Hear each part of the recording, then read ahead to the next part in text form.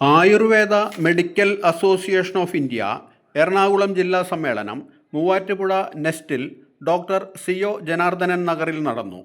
Idukki MP advocate Dean Kuriakose ഉദ്ഘാടനം ചെയ്തു. മൂവാറ്റുപുഴ നഗരസഭാ ചെയർപേഴ്സൺ ജോയ്സ് മേരി ആന്റണി മുഖ്യാതിഥിയായിരുന്നു. ആയുർവേദം പരമ്പരാഗതമായി ഏറ്റവും വലിയ തരത്തിൽ പ്രചാരം നേടുകയും കേരളത്തിൻ്റെ എന്ന് വിശേഷിച്ചും പറയാവുന്ന തരത്തിൽ നമ്മുടെ സംസ്കാരവുമായി ഏറ്റവും അടുത്ത് നിൽക്കുന്ന ഒരു ചികിത്സാവിധിയാണ്. ഈ പരമ്പരാഗത ചികിത്സാവിധിയെ ആധുനികതയുമായി കൂട്ടിച്ചേർത്തുകൊണ്ട് അതിൻ്റെതായ തലത്തിൽ പുതിയ കാലഘട്ടത്തിനനുസരിച്ചുള്ള മാറ്റങ്ങൾക്ക് വിധേയമാക്കിക്കൊണ്ട് മുൻപോട്ട് പോയിക്കൊണ്ടിരിക്കുന്ന ഒരു കാലഘട്ടവുമാണ് ഇന്ന്. ഇവിടെ 1000-ലധികം വരുന്ന ഡോക്ടേഴ്സിൻ്റെ സർക്കാർ തലത്തിലും അതുപോലെ സ്വകാര്യ മേഖലയിലും ഈ രംഗത്ത് നിൽക്കുന്ന ഡോക്ടേഴ്സിൻ്റെ ഒരു കൂട്ടായ്മ സൂചിപ്പിച്ചതുപോലെ 7 പതിറ്റാണ്ടുകൾ പാരമ്പര്യമുള്ള ഒരു സംഘടനയായി ഇന്ന് ഈ പ്രസ്ഥാനം നിലനിൽക്കുകയാണ്. നമുക്കറിയാം, ഓരോ കാര്യങ്ങൾക്കും അതിൻ്റെതായ പ്രത്യേകതകളും സാധ്യതകളും നല്ല വിധത്തിലുണ്ട്. നമ്മുടെ നാടിൻ്റെ മുൻകാലഘട്ടങ്ങളെ ഒന്നെടുത്ത് പരിശോധിച്ച് കഴിയുമ്പോൾ സ്വാഭാവികമായും ആയുർവേദ മേഖലയ്ക്ക് അതിൻ്റെതായ തരത്തിലുള്ള ഒരു പരിഗണന സർക്കാർ തലത്തിൽ പോലും ലഭിച്ചിട്ടുണ്ടായിരുന്നില്ല എന്നുള്ള ഒരു വസ്തുതാപരമായ ഒരു സംഗതിയുണ്ട്. അതിൻ്റെ പേരിലാണ് ഒരു പക്ഷേ വലിയ തരത്തിലുള്ള ആക്ഷേപങ്ങളും പരാതികളും പരിഭവങ്ങളുമൊക്കെ ഇതുപോലെയുള്ള മേഖലകളിലും അവസരങ്ങളിലൊക്കെ ഉയർന്നു വന്നിട്ടുള്ളത്. എന്നാൽ ഇന്ന് മുൻകാലഘട്ടങ്ങളെ അപേക്ഷിച്ച് ആ സ്ഥിതിയിൽ നിന്നും കുറേയേറെ വ്യത്യാസം വന്നിട്ടുണ്ട് എന്നുള്ളതാണ് ജനപ്രതിനിധി എന്നുള്ള നിലയിൽ എൻ്റെ ഒരു ബോധ്യപ്പെടൽ. ഇവിടെ അധ്യക്ഷ പ്രസംഗത്തിൽ പല കാര്യങ്ങളെ സംബന്ധിച്ചും സൂചിപ്പിക്കുകയുണ്ടായി. ഞാൻ അതിനെക്കുറിച്ചൊന്നും ആധികാരികമായി പറയാൻ ആളല്ല. എങ്കിൽ പോലും സമൂഹം ആഗ്രഹിക്കുന്ന തരത്തിലേക്ക് ആയുർവേദത്തിൻ്റെ ചികിത്സാ സംവിധാനങ്ങളെ കൂട്ടിക്കൊണ്ടു പോകാൻ എല്ലാവർക്കും അത് ഗുണപ്രദമാകുന്ന തരത്തിലേക്ക് എന്തു തന്നെയാണെങ്കിലും ഇതൊരു മത്സരത്തിൻ്റെ ഒരു വേദിയല്ല, മറ്റു തരത്തിലുള്ള ഏതെങ്കിലും ഒരു ഒരു വ്യത്യാസങ്ങളുടെ ഒരു ഘട്ടമല്ല. അലോപ്പതിയാണെങ്കിൽ അലോപ്പതിക്ക് അതിൻ്റെതായ സാധ്യതകളുണ്ട്, അതിൻ്റെതായ നിലയിൽ അത് മുന്നോട്ട് പോവുകയും വേണം. നമുക്കൊരിക്കലും ആ ഒരു മത്സരത്തിൽ പങ്കെടുക്കാൻ കഴിയില്ല. എന്നാൽ ആയുർവേദത്തിൻ്റെ പ്രത്യേകമായ സാധ്യതകളെ കുറച്ചു കാണിക്കാൻ ആയുർവേദ മേഖലയുടെ പരിഗണനയെയോ അതിൻ്റെ സാധ്യതകളെയോ ഇകഴ്ത്തി കാണിക്കാനോ ഒരു തരത്തിലും കഴിയുകയുമില്ല. ഓരോന്നിനും അതിൻ്റെതായ പ്രത്യേകതകൾ നിലനിൽക്കുകയാണ്. ആയുർവേദം വേണ്ടിയെടുത്ത് അത് മാത്രമേ സാധ്യമാകൂ. അങ്ങനെ അല്ലായിരുന്നുവെങ്കിൽ എത്രയോ പണ്ട് ഇതൊന്നും അങ്ങനെ അല്ലെങ്കിൽ ഈ ഒരു തരത്തിലാകുമായിരുന്നില്ല. ഏതായാലും ആ ഒരു തലത്തിൽ നിന്നുകൊണ്ട് ഈ മേഖലയുടെ പുരോഗതി ഉറപ്പുവരുത്തുന്നതിന് വേണ്ടിയതായിട്ടുള്ള പുതിയ തരത്തിലുള്ള ശുപാർശകളും തീരുമാനങ്ങളുമാണ് ഏറ്റവും അത്യന്താപേക്ഷിതമെന്ന് ഞാൻ കരുതുകയാണ്. ഇപ്പൊ ജനപ്രതിനിധി എന്നുള്ള നിലയിൽ എൻ്റെ കഴിഞ്ഞ കാല അനുഭവവും ഇതുമായി ബന്ധപ്പെട്ട് അടുത്ത കാലത്തുണ്ടായിട്ടുള്ള പല സംഭവ വികാസങ്ങളും എൻ്റെ മുൻപിലുണ്ട്. അതായത് നമ്മുടെ മേഖലയിൽ ആയുർവേദ ആശുപത്രികളുടെ ഒരു കൺസെപ്റ്റ് തന്നെ ഇപ്പൊ മാറിയിട്ടുണ്ട്. കഴിഞ്ഞ ഒരു 5 വർഷക്കാലമായി നമ്മൾ ഹെൽത്ത് ആൻഡ് വെൽനസ് സെന്ററുകളുടെ ഒരു മേഖലയിലേക്ക് ആ ഒരു തരത്തിലേക്ക് കാര്യങ്ങൾ മാറ്റിയിട്ടുണ്ട്. ഇപ്പൊ നമ്മുടെ മുനിസിപ്പാലിറ്റി ആണെങ്കിലും ഇപ്പോൾ ഈ പറഞ്ഞ പോലെ തദ്ദേശ സ്വയംഭരണ സ്ഥാപനങ്ങളിലുള്ള ഹെൽത്ത് ആൻഡ് വെൽനസ് സെന്ററുകൾ, അത് ഫുള്ളി എക്യുപ്ഡ് ആകുക എന്നുള്ള ഒരു പരിപൂർണമായ ലക്ഷ്യം ഇതുവരെയും സാക്ഷാത്കരിച്ചിട്ടില്ല. കേവലം മാത്രമായിട്ടുള്ള ഇടപെടൽ മാത്രമേ ഉള്ളൂ എന്നുള്ളതാണ് എൻ്റെ അഭിപ്രായം. അവിടെ നല്ല തരത്തിലുള്ള ചികിത്സ ലഭിക്കാൻ ഏറ്റവും അത്യാവശ്യം വരുന്ന കാര്യങ്ങളിൽ ഒരു അത്യാഹിതം സംഭവിച്ചാൽ ഓടിയെത്താൻ പറ്റുന്ന വിധത്തിലേക്ക് ആയുർവേദിക് സെന്ററുകളെ മാറ്റിയെടുക്കുക എന്നുള്ള ആ ഒരു പരിഗണനാ വിഷയമാണ് അവിടെ സർക്കാർ പരിശോധിച്ചിട്ടുള്ളത്.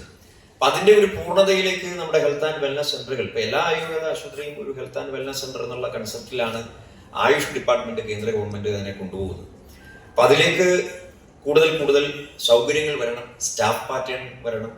അതിലൊക്കെ ഒരുപാട് വ്യത്യാസങ്ങൾ സംസ്ഥാന തലത്തിൽ ഉണ്ടാകേണ്ടതായിട്ടുണ്ട്. അപ്പൊ കാലക്രമേണ അതെല്ലാം പരിഹരിക്കപ്പെടുമെന്നും നമ്മുടെ ആയുർവേദ ആശുപത്രികളെല്ലാം പൂർണ്ണ സജ്ജമാകുമെന്നുമുള്ള ഒരു വലിയ പ്രതീക്ഷയാണ് അത് നമുക്ക് നൽകുന്നത് എന്ന കാര്യത്തിൽ സംശയമില്ല. അതിൻ്റെ ഒരു തുടക്കം എന്നുള്ള നിലയിലാണ് ഇപ്പോൾ ഈ കാണുന്ന വിധത്തിലുള്ള ഓരോ പഞ്ചായത്തുകളിലും അതുപോലെ തദ്ദേശ സ്ഥാപനങ്ങളിലൊക്കെ നടക്കുന്നതായിട്ടുള്ള പ്രവർത്തികളെ നോക്കിക്കാണേണ്ടത് ശുഭപ്രതീക്ഷയോടുകൂടി തന്നെ ആയുർവേദ ആശുപത്രികളുടെ ഒരു വികസനം, അതിൻ്റെ ഇൻഫ്രാസ്ട്രക്ചർ ഡെവലപ്മെന്റ്, അവിടെ സ്റ്റാഫ് പാറ്റേണിൽ വരേണ്ടതായിട്ടുള്ള മാറ്റങ്ങൾ, ഇതെല്ലാം നല്ല നിലയിൽ തന്നെ വരും കാലഘട്ടങ്ങളിൽ പരിഹരിക്കപ്പെടും എന്ന് ഞാൻ വിചാരിക്കുകയാണ്. ആ ഒരു തലത്തിലേക്ക് പോകുമ്പോൾ ഇപ്പോഴുള്ള നമ്മുടെ ആശുപത്രികളുടെ സൗകര്യങ്ങളൊക്കെ വളരെ പരിമിതമാണ്. ഇപ്പം ഏതെങ്കിലും ഒരു അത്യാഹിതമാണ്, ഇന്നലെ ഇപ്പോൾ തൊടുപുഴയിൽ സംഭവിച്ച ഒരു കാര്യം ഞാൻ എൻ്റെ ഓർമ്മയിൽ അല്ലെങ്കിൽ ഇപ്പോൾ ഓർക്കുകയാണ്. ഒരു രോഗി വളരെ പെട്ടെന്ന് അവിടെ ഹാർട്ട് അറ്റാക്ക് വന്ന് മരിച്ചുപോയി. അപ്പം അത് പെട്ടെന്ന് തന്നെ അടുത്തുള്ള ആശുപത്രിയിലേക്ക് കൊണ്ടുപോകാൻ ഒരു ആംബുലൻസിൻ്റെ സൗകര്യമില്ല. ശരിക്കും പറഞ്ഞാൽ ആയുർവേദ ആശുപത്രിയിലൊക്കെ ആംബുലൻസിൻ്റെ സൗകര്യങ്ങൾ, അതോടൊപ്പം തന്നെ ഒരു അത്യാഹിതം വന്നാൽ എങ്ങനെ അതിനെ കൈകാര്യം ചെയ്യണം, ഒരു ഡോക്ടറോ ഇനി അതല്ലെങ്കിൽ നമ്മുടെ സ്റ്റാഫോ ആരെങ്കിലുമൊക്കെ അതിന് വേണ്ട വിധത്തിലുള്ള പരിശീലനം ലഭിച്ചവരാണോ, ഇനി അല്ലെങ്കിൽ അതിന് വേണ്ടി അവർക്ക് വേണ്ടുന്ന മറ്റ് സൗകര്യങ്ങൾ ഉള്ളതാണോ എന്നൊക്കെയുള്ള ചർച്ച ചെയ്യേണ്ട സമയമാണ്. അപ്പോൾ വളരെ പെട്ടെന്ന് തന്നെ മറ്റേതെങ്കിലും അടുത്തുള്ള അലോപ്പതി സെൻ്ററിലേക്ക് മാറ്റാൻ, കൂടുതൽ സൗകര്യങ്ങളുള്ള ആശുപത്രിയിലേക്ക്, അത്യാഹിത വിഭാഗത്തിലേക്ക് മാറ്റാനുള്ള സൗകര്യമെങ്കിലും എല്ലാ ആയുർവേദ ആശുപത്രിയിലും വേണ്ടതാണ്. ഇനി അതല്ലെങ്കിൽ നമ്മുടെ ആയുർവേദ ആശുപത്രിയിൽ തന്നെ അത്യാഹിത വിഭാഗങ്ങൾ പ്രത്യേക തരത്തിൽ സജ്ജീകരിക്കേണ്ടതാണ്. ഇങ്ങനെയൊക്കെയുള്ള ഒരുപാട് മാറ്റങ്ങൾ ഈ രംഗത്ത് വരേണ്ടതായിട്ടുണ്ട് എന്നുള്ളതാണ് എൻ്റെ പക്ഷം. ഇവിടെ ഇപ്പോൾ ഫണ്ട് അലോക്കേഷൻ്റെ കാര്യത്തിലൊന്നും മുൻകാലഘട്ടങ്ങളെ അപേക്ഷിച്ച് വലിയ പ്രശ്നമൊന്നും ഉള്ളതായിട്ട് എനിക്ക് തോന്നുന്നില്ല. ഇപ്പോൾ കഴിഞ്ഞ കേന്ദ്ര സർക്കാരിൻ്റെ ബഡ്ജറ്റിൽ കഴിഞ്ഞ തവണത്തേതിനേക്കാൾ മുൻ സാമ്പത്തിക വർഷത്തേതിനേക്കാൾ 20% കൂടുതൽ ഫണ്ട് അലോക്കേഷൻ വന്നിട്ടുണ്ട്. അത് നല്ല നിലയിലുള്ള ഒരു പുരോഗതിയിലേക്ക് കാര്യങ്ങൾ കൊണ്ടുപോകും എന്നുള്ള ഒരു പ്രതീക്ഷയിലാണ്. ഇപ്പോൾ എയിംസ് എന്നുള്ള തലത്തിൽ നാഷണൽ ആയുർവേദ എയിംസ് എന്നുള്ള നിലയിലേക്ക് 3 പ്രഖ്യാപനങ്ങൾ വന്നിട്ടുണ്ട്. കേരളത്തിന് തന്നെ ഒരു ആയുർവേദിക് എയിംസ് ഉണ്ടാവണം എന്നുള്ള ഒരു ആവശ്യം ശക്തമായ നിലയിൽ നമ്മൾ നീക്കിയുണ്ടായി. ആ ഒരു നിലയിൽ നമുക്ക് നല്ല ഒരു പരിഗണന കിട്ടേണ്ടതുണ്ട്. സംസ്ഥാന ഗവൺമെൻറ്റുമായി ചേർന്ന് ആ കാര്യത്തിലൊരു മുൻപോട്ടുള്ള ഒരു ഇടപെടൽ ഉണ്ടാവും എന്നാണ്, അല്ലെങ്കിൽ ഉണ്ടാവണം എന്നുള്ളതാണ് എൻ്റെ അഭിപ്രായം. അതോടൊപ്പം തന്നെ 5 ആയുഷ് ഹബ്ബുകൾ, ഇപ്പോൾ പുതിയ പരമ്പരാഗതമായ ചികിത്സാവിധികളും ആധുനികമായ ടെക്നോളജി സംവിധാനം ഉപയോഗപ്പെടുത്തിക്കൊണ്ടുള്ള ആ ഒരു കൂടിച്ചേരൽ, അതിൻ്റെതായ കൃത്യമായ ഒരു ലയനം നടക്കുന്ന വിധത്തിലുള്ള 5 ആയുഷ് ഹബ്ബുകൾ രാജ്യത്ത് ആരംഭിക്കണം എന്നുള്ള തരത്തിലുള്ള പ്രഖ്യാപനങ്ങളൊക്കെ വളരെ പ്രതീക്ഷ നൽകുന്നതാണ്. നാഷണൽ ആയുഷ് മിഷന്റെ ഫണ്ട് അലോക്കേഷനിൽ വലിയ വ്യത്യാസം വന്നിട്ടുണ്ട്, ഞാൻ സൂചിപ്പിച്ചു. അതിനി പടിപടിയായി ഓരോ ഘട്ടത്തിൽ അതിനൊരു വ്യത്യാസം ഉണ്ടാകും എന്നാണ് ഞാൻ വിചാരിക്കുന്നത്. നമ്മുടെ ഇപ്പോൾ ഏതായാലും ഒരു തെരഞ്ഞെടുപ്പ് കഴിഞ്ഞ് നിൽക്കുകയാണ്. ഞാൻ രാഷ്ട്രീയത്തിലേക്കൊന്നും കിടക്കുന്നില്ല. എന്നാൽ പോലും ഒരു കാര്യം ഞാൻ പറയാൻ ആഗ്രഹിക്കുന്നത്, ഞാൻ ഈ കഴിഞ്ഞ തെരഞ്ഞെടുപ്പുമായി ബന്ധപ്പെട്ട് മാനിഫെസ്റ്റോ കമ്മിറ്റിയിൽ, ഇപ്പോൾ UDFന്റെ മാനിഫെസ്റ്റോ കമ്മിറ്റിയിൽ പ്രവർത്തിച്ച ഒരാളാണ്. അപ്പോൾ അതിൻ്റെ ഒരു ഈ എല്ലാ വിഷയങ്ങളെ സംബന്ധിച്ചും ആളുകളുടെ ഒരു അല്ലെങ്കിൽ പൊതുസമൂഹത്തിന്റെ ഒരു ഹിയറിംഗ് നടത്തിയപ്പോൾ, ഇപ്പോൾ മെഡിക്കൽ മേഖലയുമായി ബന്ധപ്പെട്ട് ഓരോ രംഗത്തെയും ആയുർവേദ, അലോപ്പതി ഓരോ കാര്യങ്ങളെ സംബന്ധിച്ച് അതിൻ്റെ കൃത്യമായ ഒരു സിറ്റിംഗ് നടത്തി കഴിഞ്ഞപ്പോൾ നമുക്ക് ലഭിച്ച പരിഗണന എല്ലാം വെച്ചുകൊണ്ട് 2 കാര്യങ്ങൾ ഇനി മുൻപോട്ടുള്ള ഒരു ഗവൺമെന്റ് യാഥാർത്ഥ്യമായാൽ അതിൻ്റെതായ നിലയിൽ വരേണ്ടതായിട്ടുള്ള പരിഗണനാ വിഷയമായി ഏറ്റെടുത്തിട്ടുള്ളത്. ഒന്ന്, ഈ രംഗത്ത് ആയുർവേദിക് മേഖലയിൽ, അതോടൊപ്പം തന്നെ മറ്റ് മേഖല ആയുഷ് എന്നുള്ള സങ്കല്പത്തിൽ നിന്നുകൊണ്ട് തന്നെ ഇപ്പോൾ നമ്മുടെ ആരോഗ്യ സർവകലാശാല എല്ലാ മേഖലയെയും കൈകാര്യം ചെയ്യുക. അപ്പോൾ അത് നമ്മുടെ മേഖലയ്ക്ക് കൂടുതൽ പരിഗണന കിട്ടുന്നതിന് വേണ്ടി ആരോഗ്യ സർവകലാശാലയിൽ നിന്നും വേർപെടുത്തിക്കൊണ്ട് ഒരു ആയുഷ് യൂണിവേഴ്സിറ്റി വരണം എന്നുള്ള ആ ഒരു ഡിമാൻഡ് അംഗീകരിക്കപ്പെടണം എന്നുള്ള ഒരു കാര്യം ഞങ്ങളുടെ മാനിഫെസ്റ്റോയിൽ ഞങ്ങൾ സൂചിപ്പിച്ചിട്ടുണ്ട്. അപ്പം അത് നല്ല നിലയിൽ തന്നെ ഈ രംഗത്ത് കൂടുതൽ വ്യത്യാസം ഉണ്ടാക്കും. കാരണം വിദ്യാഭ്യാസ മേഖലയിലാണെങ്കിൽ നമ്മുടെ കുട്ടികൾക്ക്, അതോടൊപ്പം തന്നെ എല്ലാ കാര്യങ്ങളിലും അതുമായി ഒത്തുചേർന്ന് പോകാൻ പറ്റുന്ന വിധത്തിൽ എല്ലാ കാര്യങ്ങളിലും ആയുഷ് യൂണിവേഴ്സിറ്റിക്ക് നല്ല നിലയിലുള്ള ഒരു മാറ്റം വരുത്താൻ കഴിയുമെന്നുള്ളതാണ് ആ കാര്യവുമായി ബന്ധപ്പെട്ടുള്ളത്. അതോടൊപ്പം ഇവിടെ പറഞ്ഞതായ വിഷയങ്ങൾ, ഇപ്പോൾ ഡോക്ടർ ഇവിടെ കാര്യങ്ങളെ കുറിച്ച് പറഞ്ഞു. ഇപ്പം നമ്മുടെ നാട്ടുചികിത്സ, അതിൻ്റെ പേരിൽ മുറിവൈദ്യന്മാരും അതോടൊപ്പം തന്നെ സർട്ടിഫിക്കറ്റ് ഇല്ലാത്ത തരത്തിലുള്ള ചികിത്സ ഒക്കെ ഉണ്ടാക്കുന്ന പ്രശ്നങ്ങൾ, പ്രതിസന്ധികൾ, ഇതെല്ലാം വെച്ചുകൊണ്ട് എന്നാൽ ഈ മേഖലയെ കൂടുതൽ ശക്തിപ്പെടുത്തേണ്ടതായിട്ടുള്ള കാര്യങ്ങൾ, ഇങ്ങനെ നിരവധിയായ വിഷയങ്ങൾ നിലനിൽക്കുന്നു. ഇപ്പോൾ ഗവൺമെൻറ് തന്നെ അടുത്ത കാലത്തുണ്ടായ തീരുമാനങ്ങൾ പലപ്പോഴും നമുക്ക് തിരിച്ചടിയാണ് എന്നുള്ളത് സൂചിപ്പിച്ചു വരും. അപ്പോൾ ഈ വക കാര്യങ്ങളെല്ലാം, ഈ നമ്മുടെ മേഖല നേരിടുന്ന എല്ലാ വിഷയങ്ങളെല്ലാം പഠിക്കുന്നതിന് വേണ്ടി ഒരു പ്രത്യേകമായ കമ്മീഷനെ നിയോഗിക്കണം എന്നുള്ള ഒരു ആവശ്യവും അംഗീകരിച്ചിട്ടുണ്ട്.